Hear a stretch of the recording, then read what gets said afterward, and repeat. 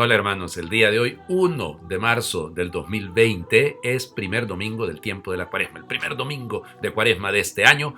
Bueno, sin duda todos los primeros domingos ya saben ustedes que son los domingos de las tentaciones, el primer domingo de Cuaresma, así como el segundo domingo es el domingo de la Transfiguración.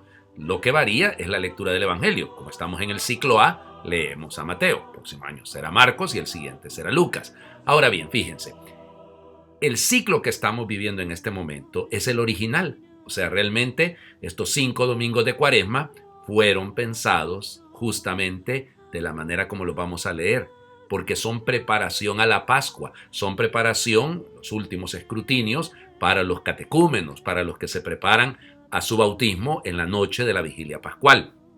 Todo esto gira ahí, ¿no? Es sumamente importante realmente vivir este tiempo pascual, este tiempo cuaresmal, con la mirada en la Pascua. Comenzamos ya a caminar hacia la Pascua. Dirán, padre, empezamos desde el miércoles de ceniza. Sí, claro, pero en la construcción propia de estos días son los domingos, estos grandecitos, estas grandes estaciones, si lo quieren así, para llegar a la noche de la vigilia pascual. O sea que comenzamos con esperanza, con la mirada ya puesta en el Señor, que de hecho nos sirve de modelo a lo largo de este día. Los textos son un poquito largos, evidente, la primera y la segunda lectura ahí están relacionadas de alguna manera. Primer texto entonces, primera lectura.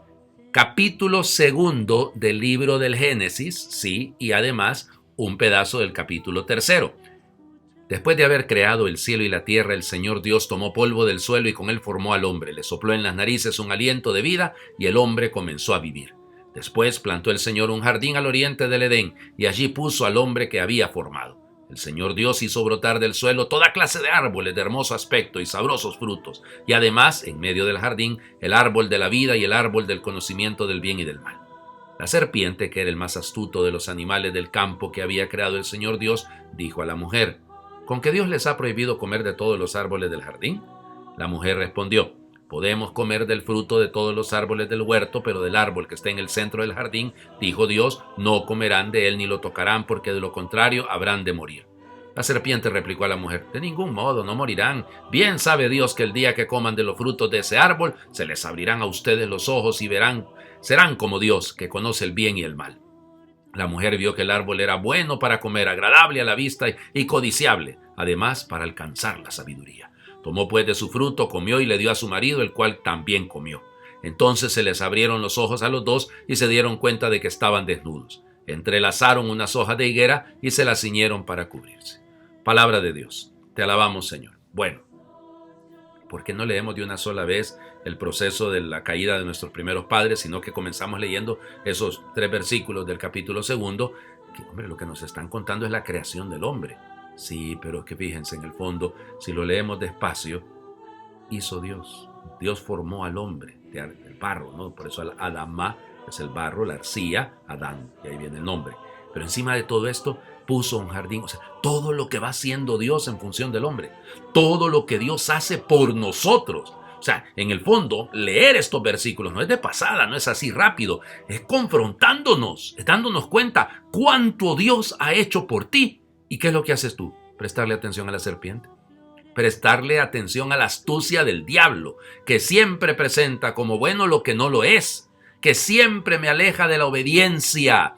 El que se niega a obedecer está camino al fracaso y a la muerte. El que se niega a vivir en la escucha, es obediencia, es escuchar a Dios. Es que Dios no me está prohibiendo las cosas porque es un ogro, porque sencillamente quiere dañar mi vida, dañar mi libertad. No, es que Dios lo está haciendo porque quiere hacerme realmente libre. Porque delante de Él yo no voy a estar nunca desnudo. No hay pequeñez posible. Pero ¿cuál es el error de Eva? Y por favor, aquí no hay que caer en ningún machismo, ¿no? Es el mundo judío, tranquilos, que aquí no es cuestión de echarle la culpa a las mujeres. No viene al caso. Eso sería ridiculizar el texto. Pero ¿qué es lo que está detrás? Eva se permitió a sí misma escuchar a la serpiente y no escuchar a Dios. Ahí está el error. Con el diablo no se negocia, con el diablo no hay que dejarlo hablar, hay que aplastarle la cabeza, pero nada de dejarlo hablar. Porque él es experto, ¿no? Él es experto en mercadeo, él vende los productos de la manera tan linda. No, si eso es mentira. No, es que bien sabe Dios. Y tienta a través de la vanidad, Porque claro, todos queremos ser algo, todos queremos aparentar, todos queremos los puestos, todos queremos, y ahí viene el problema. Ya queremos ser dioses y nos endiosamos, nos envalentonamos detrás de acciones que, al contrario, satanizan, dividen, rompen, quiebran la unidad. La unidad interna, en primer lugar, o la unidad de nuestras familias, de nuestras comunidades, claro, porque el fruto es apetitoso, era bueno, era agradable a la vista. Miren, todo lo que aparece como bueno, pero que no viene del corazón de Dios, hay que rechazarlo. Como les decía, la segunda lectura está tomada de la carta a los Romanos, en este caso, capítulo 5, versículos del 12 al 19, pues este texto va en consonancia con la primera lectura. Nos va a ocurrir, la próxima semana será igual, pero en algún momento las segundas lecturas van a girar durante este tiempo de la Cuaresma, van a girar en torno al Evangelio. En este caso, como les digo, van ligadas primera y segunda. Hermanos, así como por un solo hombre entró el pecado en el mundo y por el pecado entró la muerte, así la muerte pasó a todos los hombres, porque todos pecaron. Antes de la ley de Moisés ya existía el pecado en el mundo, y si bien es cierto que el pecado no se castiga cuando no hay ley, sin embargo, la muerte reinó desde Adán hasta Moisés, aún sobre aquellos que no pecaron, como pecó Adán, cuando desobedeció un mandato directo de Dios. Por lo demás, Adán era figura de Cristo, el que había de venir. Ahora bien, el don de Dios supera con mucho el delito. Pues si por el delito de un solo hombre todos fueron castigados con la muerte, por el don de un solo hombre, Jesucristo, se ha desbordado sobre todos la abundancia de la vida y la gracia de Dios. Tampoco pueden compararse los efectos del pecado de Adán con los efectos de la gracia de Dios, porque ciertamente la sentencia vino a causa de un solo pecado, y fue sentencia de condenación, pero el don de la gracia vino a causa de muchos pecados y nos conduce a la justificación. En efecto, si por el pecado de un solo hombre estableció la muerte su reinado, con mucha mayor razón reinarán en la vida por un solo hombre, Jesucristo, aquellos que reciben la gracia sobreabundante que los hace justos. En resumen, así como por el pecado de un solo hombre, Adán, vino la condenación para todos, así por la justicia de un solo hombre, Jesucristo, ha venido para todos la justificación que da la vida. Y así, como por la desobediencia de uno todos fueron hechos pecadores, por la obediencia de uno solo todos serán hechos justos. Palabra de Dios. Te alabamos, Señor. Es un juego, no es una repetición. Por un hombre entró el pecado, por un hombre Jesucristo llegó la salvación. O sea, por un hombre llegó la muerte, por un hombre, Adán, por un hombre llega la vida, la justificación. O sea, es decir, esta es una repetición. Y si notan ustedes, ¿verdad? Pablo en este caso no es tan coloquial en la carta a los Romanos, sino que él está desarrollando una idea. Por lo tanto, en resumen, en efecto, o sea, si se fijan, quiere llegar a una conclusión. ¿Cuál es la conclusión? Que si el pecado entró en el mundo por un hombre que es Cristo, Jesucristo, insiste en eso, entrará la salvación. Bueno, entonces, es como volver al jueves de ceniza, después de ceniza, ¿no? Ok, pongo delante de ti la muerte y la vida. Bueno, ¿qué vas a escoger? ¿El bien o el mal? ¿Qué vas a escoger? O sea, es la decisión nuestra. O somos adamitas o somos cristianos. O nos dejamos ir por Adán o nos dejamos ir por el Señor Jesús, el nuevo hombre, el verdadero hombre. El Evangelio, ya saben, las tentaciones. En este año leemos Mateo capítulo 4, versículos del 1 al 11. En aquel tiempo Jesús fue conducido por el Espíritu al desierto para ser tentado por el demonio. Pasó 40 días y 40 noches sin comer. Y al final tuvo hambre.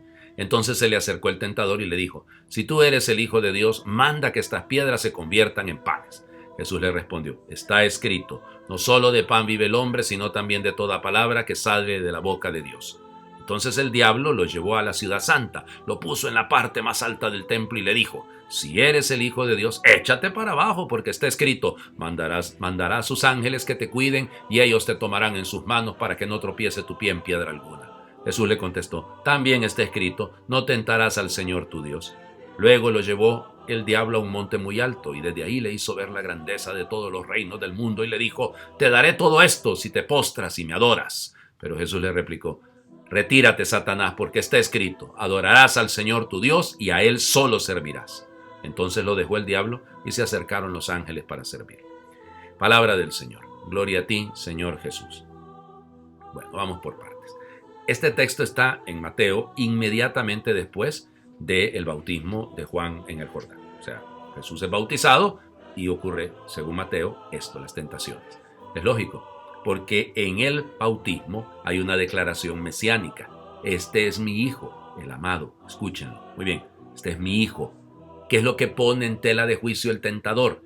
Miren que lo llama de distinta manera, lo llama Satanás, lo llama diablo, lo llama el tentador o el acusador. Es decir, lo llama es que el diablo tiene diferentes caras, ¿eh? El diablo tiene diferentes formas de manifestarse. Y a eso hay que estar muy atentos porque su nombre, Luzbel, luz hermosa, se presenta ahí como se camufla fácilmente. Y entonces, si eres hijo de Dios, fíjense las dos primeras tentaciones, ¿no? Tírate. Y hasta le cita un salmo, porque está escrito. Es que el diablo sabe de teología, pero no tiene fe.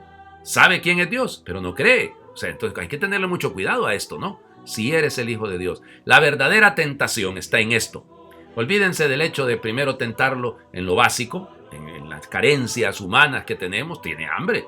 Y entonces, claro, y eso es natural, ¿no? Ahora, ¿de qué se va a saciar usted? ¿De qué se va a llenar usted? Luego, tentar a Dios con el poder. Y no solo el poder, es más la tercera tentación, ¿no? Pero es esta tentación que va cayendo en el tener, o sea, en el manejo de las cosas. Y qué difícil es esto, ¿no? Es tentar a Dios. ¿Cuántas veces no nos pasa lo mismo también a nosotros? Ahí andamos queriendo que Dios nos pruebe que nos ama, queriendo que Dios haga algo por nosotros. ¿Qué es eso? No tentarás al Señor tu Dios. Jesús está citando el libro del Deuteronomio en diferentes capítulos. Y al final, lógico, el diablo es experto en ofrecer lo que no es de él. Y entonces, si te postras, la idolatría, ay Dios mío, qué pesar da cuando vemos a personas buenas, que con buenas posibilidades, con buenas cualidades, que se pierden porque se vuelven idólatras. Terminan adorando o el espejo, o sus caprichos, o adorando a personas caducas y que tienen fin también. Y eso no sirve. Eso no va para ninguna parte. Pero ya ven ustedes, la gran tentación es esa. Si eres hijo de Dios, el tentador le molesta que nosotros seamos hijos de Dios también. Le estorba, porque él no es hijo. Y entonces, claro, su no tener filiación, el no tener esa relación con nuestro Padre, entonces a él le estorba. Eso es lo que al diablo más le molesta. Que tengamos un Padre que nos ama y que nosotros tengamos la posibilidad de corresponderle en el amor. Lo satánico, lo que divide, vuelvo a repetirlo, es el odio, es el resentimiento, el rencor, es el no poder ver ojos bonitos en cara ajena, dicen en mi pueblo, es un refrán, ¿no? O sea, así es, ver con la envidia. Eso es lo que le pasa, el envidioso, el mentiroso. Por eso es el diablo. Bueno, ¿cómo lo vamos a vencer? Aquí hay varios elementos, ¿no? Obediencia. Escucha atenta de la palabra de Dios. Además, Jesús es conducido por el Espíritu. No se meta usted al desierto sin el Espíritu. ¿Ok? Sí, lo de 40 días y 40 noches, ustedes ya saben que eso es una imagen, ¿no? La del diluvio, la de Moisés en el Sinaí, la de los 40 años en el desierto del pueblo de Israel. O sea, vamos, hacia allá apunta un periodo largo de prueba para algo mejor. Eso es el detalle. Entrarán en la tierra prometida, bajan las aguas, va la ley. O sea, todo esto después de 40 días o 40 años, siempre hay una gran bendición. Entonces usted y yo lo que tenemos que vivir es este tiempo de Cuaresma con esa idea puesta en la gran bendición que es la Pascua. Y no le tengamos miedo a aplastarle la cabeza al diablo. Terminemos haciendo una oración que me encontré en la página de Píldoras de Fe, muy linda. Realmente no es tan extensa, pero es muy linda. Señor Jesús, tú nos has llamado a renunciar al mal y a tener siempre presente que siendo el Hijo del Dios vivo, también fuiste tentado por las fuerzas del mal. Tú resististe a las tentaciones con la sabiduría de las Escrituras. Elegiste el servicio en lugar de la fama, el sacrificio en lugar del poder, la confianza en el Padre en lugar de la traición. Enséñame a mantenerme fiel a tus promesas y seguir tu palabra con fidelidad, porque ella es escudo que resiste toda prueba y me ayuda a crecer en santidad. Enséñame a reconocer las distintas apariciones del mal en todas sus formas y a estar en guardia contra el enemigo malo que se me presenta como ángel de luz para engañar a mi alma y torcer mis caminos. Concédeme la gracia y la fuerza para enfrentar con valentía y sabiduría todo lo que hace daño a mi espíritu y a mantenerme firme en tiempos de prueba y tentaciones, sabiendo que tu amor y tu respaldo están siempre conmigo. Que se haga siempre tu voluntad en mi vida y que junto a tus santos y a todos tus ángeles pueda proclamar para siempre las alabanzas eternas a tu santo nombre. Amén. Que Dios les bendiga a todos. Feliz domingo, primer domingo de Cuaresma.